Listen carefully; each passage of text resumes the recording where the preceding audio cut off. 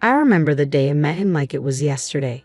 The college campus buzzed with the energy of a new semester, and there I was, an eager, bright-eyed student with a sketchbook tucked under my arm, dreaming of becoming a top-tier designer. Then I met Jake. He was all charm, loud ambitions, and endless talk about changing the world, one election at a time. We clicked instantly, two driven souls with nothing on our minds but the future. "Hey, you're in my intro to design class, right?" he called out, catching up with me on the walkway, his grin wide and confident. "Yeah, that's me. Just trying to make sense of it all," I replied, throwing in a playful edge. Jake laughed, effortlessly charming. "I get it, but hey, if you ever need a study buddy or someone to bounce ideas off, I'm your guy." That was Jake, brimming with confidence like he already had the world figured out. It was hard to remember sometimes that he was just a student, like me. From that moment on, it was us against the world. We spent long nights at coffee shops, surrounded by textbooks and doodles. Jake would ramble on about political theories while I sketched in the margins of my notes. We were a team, and in those moments, everything felt possible. "I'm telling you, Anita," Jake would say, eyes gleaming with ambition, "you'll be designing national galleries, and I'll be there. Maybe as governor, making sure the arts get the funding they deserve." "And what about the kids? White picket fence, maybe?" I teased, watching his expression. He'd wave a hand dismissively, grinning. "Nah, not for us. Who needs a fence when you can have the whole city?" It was romantic in that dreamy, reckless way only youth allows. We got married just before graduation, a small ceremony, just close friends and family. It wasn't just a wedding, it felt like the beginning of an adventure. After graduation, things moved fast. Jake went from an assistant to the governor's office to leading the Department of Parks and Recreation within a few years. His career was a constant ascent, every promotion a step towards something bigger. Jake was a natural, always shaking hands, kissing babies, and dazzling everyone in the spotlight. But at home, life felt different. "How was your day?" became the standard conversation starter. "Busy as hell. Meetings back to back. What about you, babe? How's the design world treating you?" he'd ask, his eyes already elsewhere, as if his mind never left work. I'd shrug, keeping it light. "Oh, just another day of picking colors and convincing clients I know best." Jake would laugh, though his eyes often looked distant. I understood. We were both hustling. That's what life was supposed to be, right? One evening, I came home, exhausted but exhilarated after landing a major deal that would put our department on the map. My laptop bag weighed heavy on my shoulder, and every muscle in my body ached. Jake was already home, a rare sight those days. I closed the Johnson account. The presentation went perfectly, I announced, eager to share the moment, hoping for a flicker of excitement. "That's nice, babe," Jake said without looking up, papers scattered across the living room. "Since you had a lighter day, could you make dinner? I'm swamped. Meetings all day, barely had time for lunch." I froze, my coat half off, his words echoing in my mind. Lighter day. "Jake, it was an 8-hour showdown to secure that deal. It's a huge win for us." He looked up with a shrug. "Yeah, but it's not like you're out there in the trenches, right? Picking colors and convincing people." The dismissiveness stung more than I expected. "It's a bit more than that, Jake. This was a major win." Sure, he muttered, already turning back to his papers. "But can you handle dinner?" "I'm beat." I stood there, feeling the thrill of my success dissolve under the weight of his indifference. As the weeks passed, the pattern continued. I climbed the ladder at work, each promotion accompanied by more responsibility and more income. Then one day, I realized my salary had surpassed Jake's. The achievement left me with mixed feelings. I wanted to share the news with him, but I hesitated, sensing how fragile things had become. Over dinner one night, I tried to broach the topic lightly. "With the new accounts I brought in, it looks like I might out-earn you this year. Crazy, huh?" Jake set his fork down, his expression unreadable. "Really? That's how you're bringing it up?" I frowned, confused by his tone.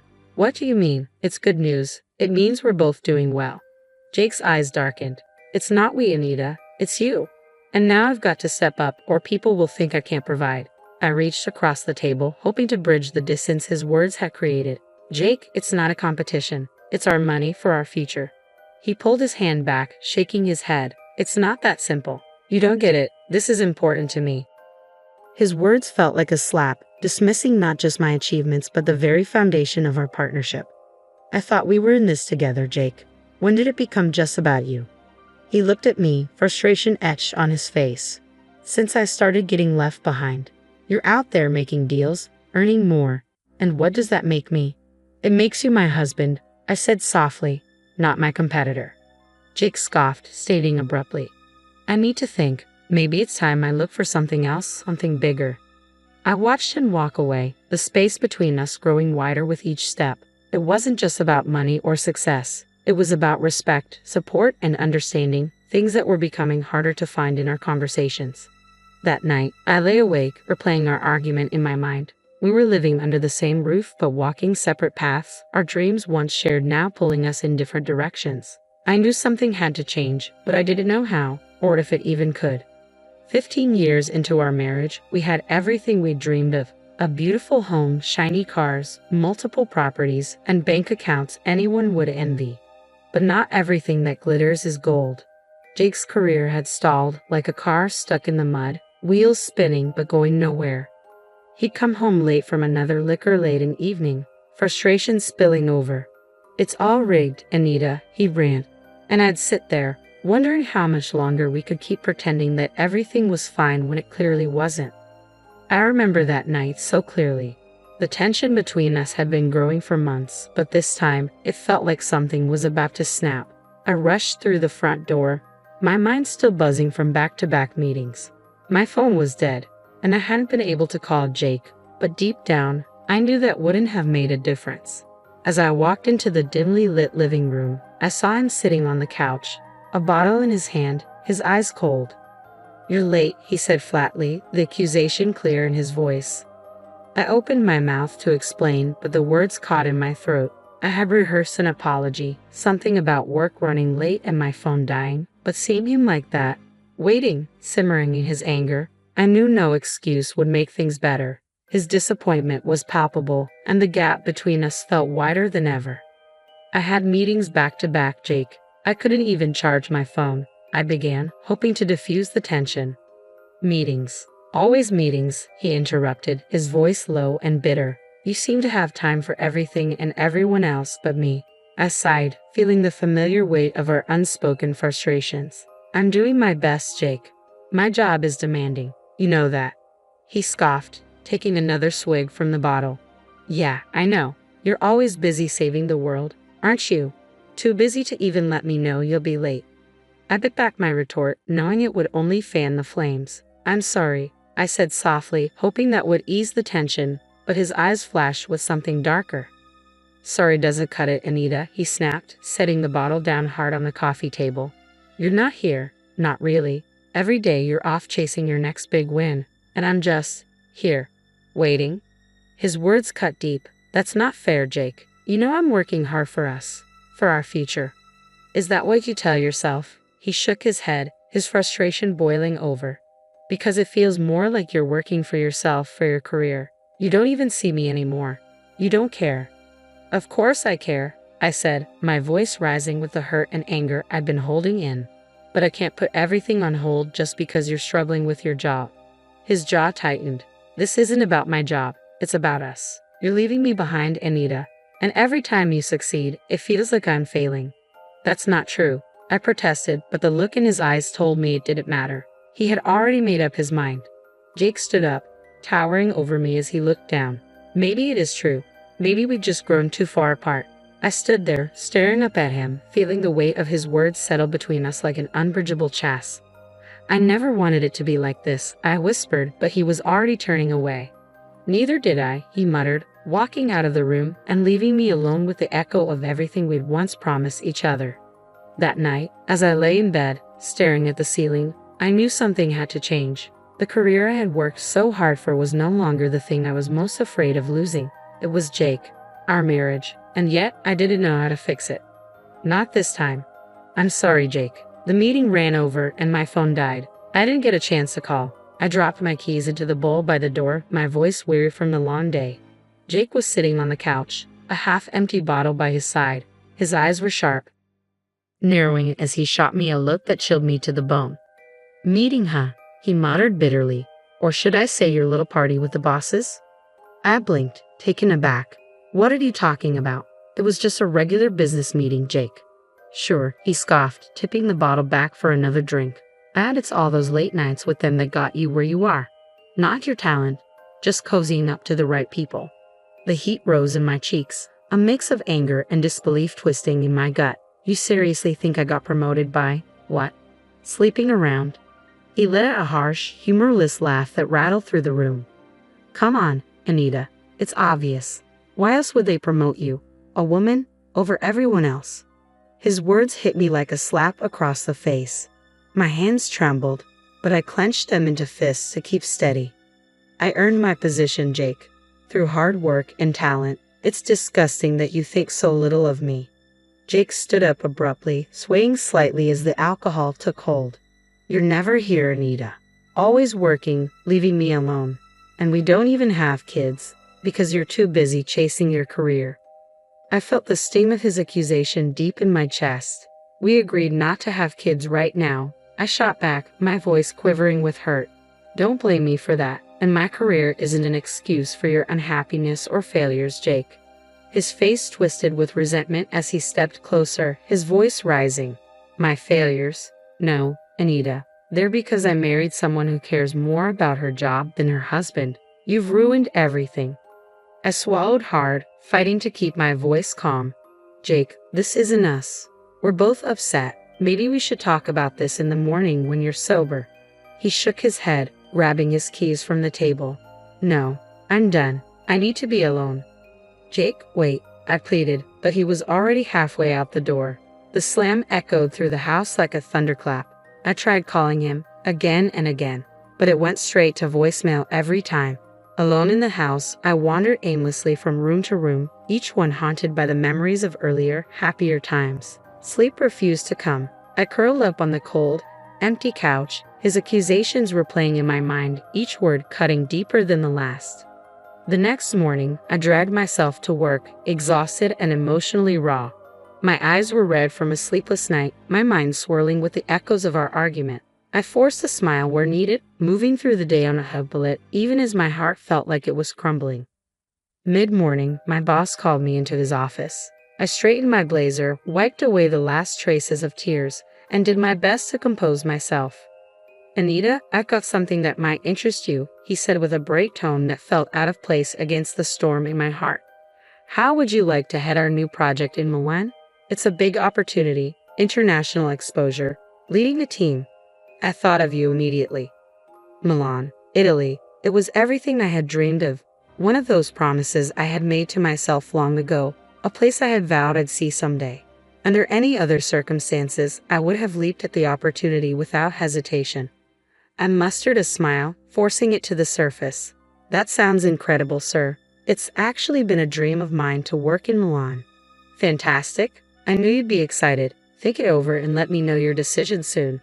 I nodded and left his office, but as I stepped into the hallway, a weight settled over me. The excitement I should have felt was dulled by the ache in my chest. When I got home that evening, the silence was deafening. Jake's absence loomed larger than the empty couch. The thought of going to Milan, of seizing the stream, tugged at me, but so did the fear that if I left now, I might lose Jake for good. I stood there, keys still in hand, staring at the space where he should have been, and for the first time in a long while, I wondered, could I have both my dream and him? Or had I already lost him along the way? I found Jake sitting at the kitchen table, sober but somber.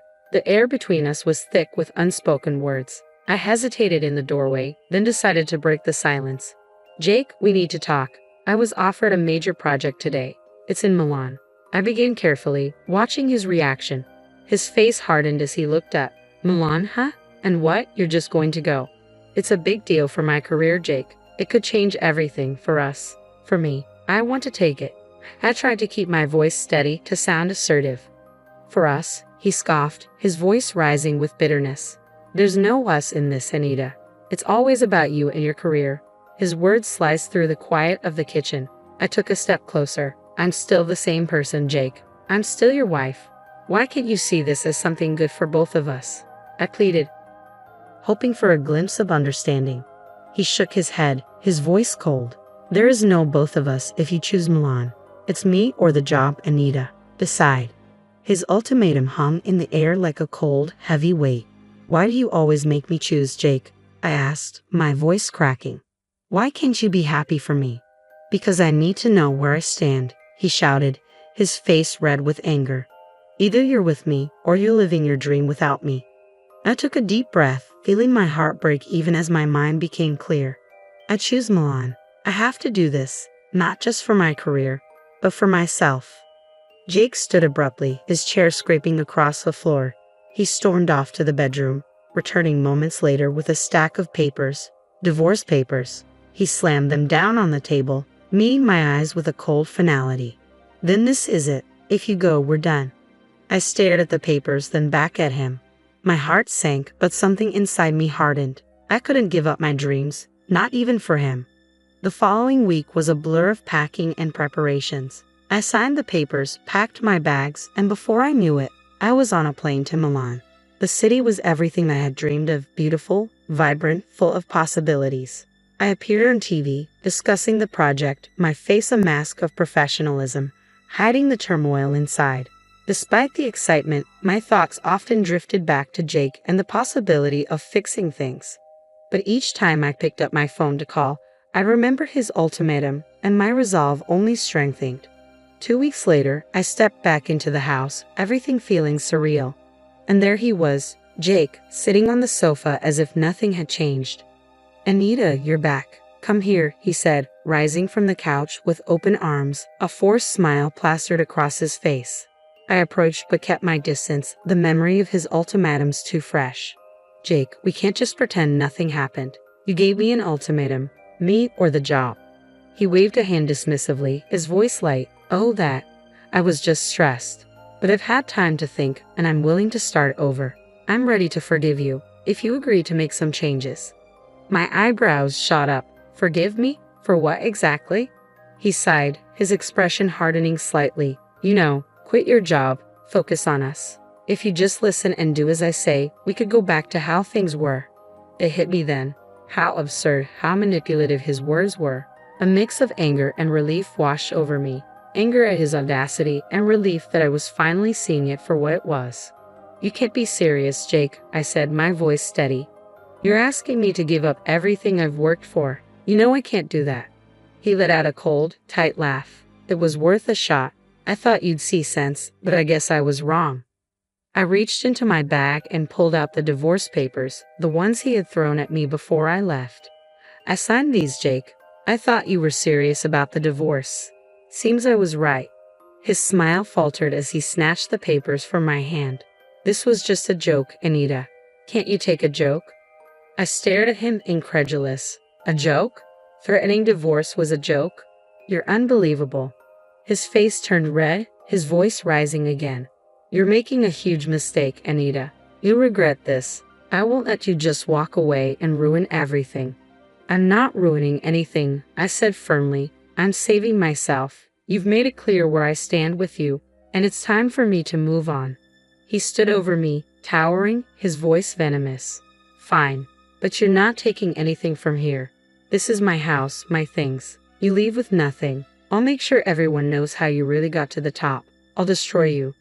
I met his glare with calm resolve. "Try it, Jake, and it'll backfire." I remained calm, though my heart pounded beneath the surface. "I've done nothing wrong, Jake. My conscience is clear." With that, I made my way to the bedroom, packing a suitcase with essentials, a few clothes, my design portfolios, and personal documents. The rest didn't matter. Things could be replaced. Peace of mind and self-respect couldn't. The next morning, I headed straight to my lawyer's office, emotions swirling in my chest. Mr. Carter sat at his desk, glasses perched on the tip of his nose as he reviewed some papers. When I entered, he glanced up, his expression serious. "Anita, good to see you. Please have a seat. Tell me everything." I took a deep breath and started recounting the events, the fights, Jake's ultimatums, and the threats he'd made. He said he'd ruin me, Mr. Carter, make sure I wouldn't get a penny, and destroy my reputation. My voice was steady, but inside, I felt anything but. Mr. Carter's brow furrowed as he took notes, nodding thoughtfully. "We'll need to take this seriously, Anita. Have you thought about hiring a private investigator?" Something from his personal life or business dealings could work in our favor. A bitter chuckle escaped me, surprising even myself. I'm already ahead of you. I hired one a few months ago when things started falling apart. I reached into my bag and pulled out a folder filled with documents and photos. Turns out, Jake's been more than just verbally abusive. Mr. Carter opened the folder and began reviewing the contents, flipping through pages with methodical precision. His expression shifted from concern to shock as he absorbed the incriminating details. This is damning. He pointed at one of the photos. He's been accepting bribes to greenlight city projects. Then tapping another image, he continued, and here, caught with his assistant at a very unprofessional event. Yes, I said, a mix of sorrow and vindication welling up inside. They've been more than just coworkers for quite some time. Mr. Carter leaned back, pressing his fingers together thoughtfully. This changes everything. We have a strong case, not just for infidelity, but we may expose him legally. His threats, along with this evidence, could work heavily in your favor. In the tense days leading to the trial, Jake's calls came nonstop, swinging wildly between desperate pleas and venomous insults. Each voicemail, every message, I documented them all. The trial was grueling, but Mr. Carter was relentless. Your Honor, he began, addressing the judge with precision, we present substantial evidence not only of Mr. Thompson's infidelity, but also of illegal activity tied to his role at the Natural Resources Agency. Jake paled as photo after photo, document after document, was entered into evidence, each one unraveling his carefully crafted image. When it was Jake's turn to speak, he tried to dismiss everything. These accusations are baseless. She's just jealous and wants to ruin my career. The judge peered at him over her glasses, unimpressed. Mr. Thompson, the evidence is clear. Can you explain these financial transactions? And the photos? Jake fumbled, his usual charm faltering under the weight of the undeniable truth. I was just doing my job. The photos are out of context. But it was too late. The evidence was overwhelming, and the judge saw right through him. Given the infidelity, threats, and illegal activities brought to light, she ruled, I am awarding Mrs. Thompson financial compensation and an equal division of property. With the trial behind me, I threw myself into my work with renewed passion. The freedom felt exhilarating. Before long, my efforts paid off. I was offered the position of creative director, a role I had dreamed of for years. I celebrated at a cozy little bistro downtown with my closest friend, Laura. As we laughed and toasted to the future, my phone buzzed. I glanced at the screen. Jake's name flashed across it. The sight no longer caused a flicker of anxiety. Ah, it's Jake, I muttered, showing Laura the screen. Her eyebrows shot up. Are you seriously going to answer that? Curiosity got the better of me. I picked up the call. What do you want, Jake? His voice was shaky, a mix of desperation and forced sincerity. Anita, I've been thinking. I made a huge mistake. Can we talk? Maybe start over? I couldn't help it. I burst into laughter. It wasn't a joyous laugh, but the kind you let out when something is so absurd. You have no other response. Start over? Really, Jake? I said between chuckles. After everything. It's different now. She left me, took the job, the gifts, everything. I've got nothing left, he blurted out, words tumbling in a frantic rush. So let me get this straight, I said, shaking my head. You want to start over because she dumped you and took your job? Jake's voice lowered, thick with desperation. I've changed, Anita. I really have. Even if that's true, Jake, I've moved on. I'm a creative director now, and my life is full and happy without you. There's no place for you in it. Anita, please, he begged. I wish you the best, Jake. Goodbye. I ended the call, blocked his number, and turned off my phone with a sigh of relief. Laura grinned, raising her wine glass. You're really over him, aren't you? Completely, I confirmed, clicking my glass with hers. To new beginnings, and being in charge of your own happiness. The next morning, feeling empowered and craving companionship that asked for nothing but love, I visited the local animal shelter. That's when I saw him, a scruffy older terrier mixed with a few rough edges, much like me. He looked up with soulful eyes, and I knew right away we belonged together. I named him Buddy. He wasn't just a pet, he was a reminder that the best kind of loyalty comes with no conditions. Life was good, real, fulfilling, and finally my own. The storm had passed, and now I wasn't just surviving, I was thriving.